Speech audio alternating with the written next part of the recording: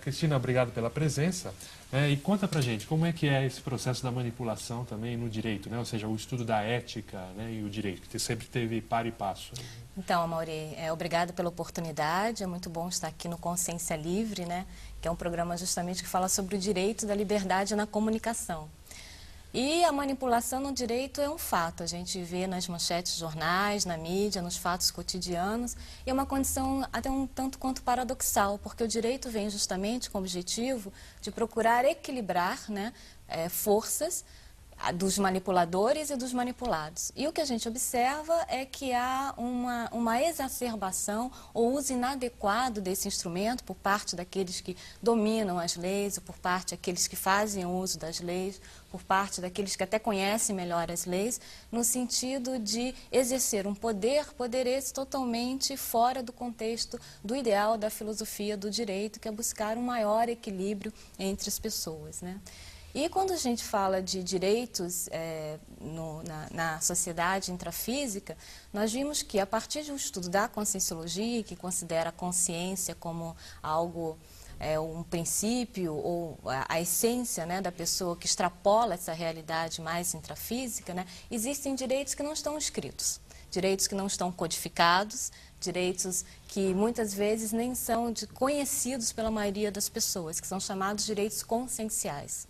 E esses direitos conscienciais, como eu disse, como eles não estão codificados, eles surgem a partir da própria evolução da consciência, da própria evolução da pessoa. Eles são conquistados ou eles são garantidos principalmente a partir dos atos que a pessoa efetua, da realização da pessoa, da ficha pessoal da consciência, entende? E a partir desses atos, a partir dessas atitudes, se cria um mecanismo, né, conhecido como mecanismo de causa e efeito, que gera o estudo de uma ciência ou de uma especialidade da conscienciologia chamada cosmoética. Ou seja, aquilo que no popular se fala, né? Aquilo que você faz, você colhe, aquilo que você planta, você colhe. Funciona um mecanismo semelhante a isso. E é um mecanismo automático e universal, É um mecanismo automático, é um mecanismo universal, é um mecanismo que independe de leis intrafísicas, entendeu? E é um mecanismo que vai acompanhando toda, digamos assim, a evolução da consciência. Então, é bem interessante, principalmente aos advogados, aquelas pessoas que têm interesse no estudo dos direitos, e hoje se fala muito de direitos universais, né? Direitos do homem, os direitos mundiais, existe muito isso. Mas há algo além disso, há algo mais avançado que isso, que são os direitos conscienciais esses que vão estar organizados em um outro mecanismo que nós chamamos agora do paradireito, que é o direito, digamos assim, ou o conjunto de regras, de normas relativos à evolução das consciências dentro de um maxi-mecanismo, digamos, complexo, dentro de um maxi-mecanismo organizado, né? Conjunto esse de normas, de regras, de princípios que vão estar, digamos assim, propiciando esse equilíbrio maior entre as diversos elementos que compõem esse mecanismo. Tá? Então, a gente está começando aí o estudo do paradireito. Os advogados, eles podem, então, né, eventualmente até procurar brechas aí no direito, ou no direito codificado, né, encontrar, né, e tem até advogados especialistas nisso. Agora, brechas no paradireito ou na cosmoética não tem como encontrar, não né, tem. professor? Brechas na cosmoética, no paradireito, não tem. Você encontra brechas nas suas atitudes, que é o que a gente chama das autocorrupções, né? Ou seja, quando a pessoa, quando a consciência, ela já sabendo que algo é errado, dentro do código de valores, dentro do código de princípios dela, né? Ela já tem consciência disso, ela já reconhece que uma determinada atitude, que um determinado pensamento, que um determinado sentimento é prejudicial não só a ela, mas a todos, né, que convivem com ela.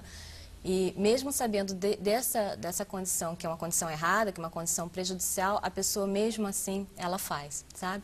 Então essas brechas, digamos assim, do que é certo, do que é errado, já que não pode ser feito, independe de leis intrafísicas. Dentro do estudo da cosmoética, isso está dentro da própria consciência, dentro da própria pessoa. Né? E isso é fruto de todo um desenvolvimento anterior da consciência, esse resultado final da cosmoética pessoal de cada um. É fruto de, principalmente, observação, reflexão, ponderação, análise dos seus atos e da consequência desses atos a outras pessoas. Esse é, digamos assim, o principal instrumento que você pode ter, ou melhor, a principal técnica que você pode ter para fazer um estudo do seu nível de cosmoética. O quanto que a sua manifestação, as suas atitudes, aquilo que você pensa, aquilo que você sente, qual que é o reflexo que isso tem ao seu redor, nas pessoas, nos atos. Então, a gente usa uma técnica, ou pode-se, né, utilizar o seguinte mecanismo. Se algo que você faz beneficia única e exclusivamente a você, está pobre de cosmoética. Entende? A professora Mabel estava colocando a questão, né, dos manipuladores, daqueles que sempre vão ter um ganho a partir da manipulação, a partir da dominação, a partir, enfim, da ingerência sobre outras pessoas, né? Então, nós podemos, assim, de uma forma um pouco, né, mais inicial, sabermos que um determinado ato, uma determinada atitude nossa é mais cosmoética quando os resultados dessa atitude não beneficiam só a nós, mas é um número maior de pessoas.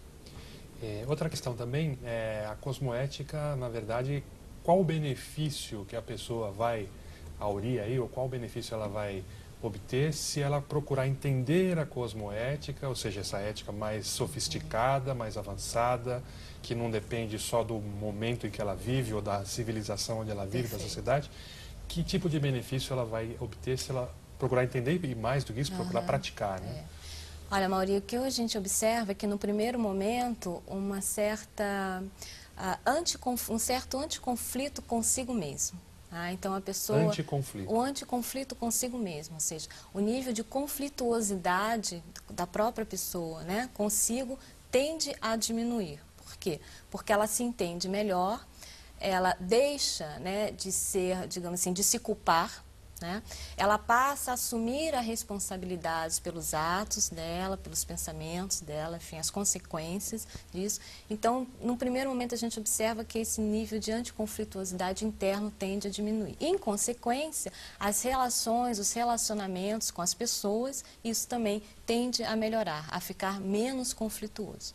Depois, no segundo ponto, a gente pode observar que dentro do paradigma, né, da conscienciologia, do paradigma consciencial, a questão da vivência de realidades, que não são só essas realidades intrafísicas, né, palpáveis, materiais, que nós estamos mais acostumados a ter, essa é uma hipótese, é uma verdade relativa, né, que nós colocamos como a possibilidade da pessoa vivenciar outras realidades que não essa realidade só intrafísica. E daí se fala, então, do parapsiquismo, né, ou seja, da percepção além dos sentidos normais. Então, com o avanço, com o estudo, com o entendimento da cosmoética, essas capacidades parapsíquicas, elas tendem a desenvolver mais. Tá? E, com isso, pode-se acessar informações, dados, realidades, ideias, né, que extrapolam essa realidade intrafísica e que vão justamente contribuir para a evolução da própria pessoa.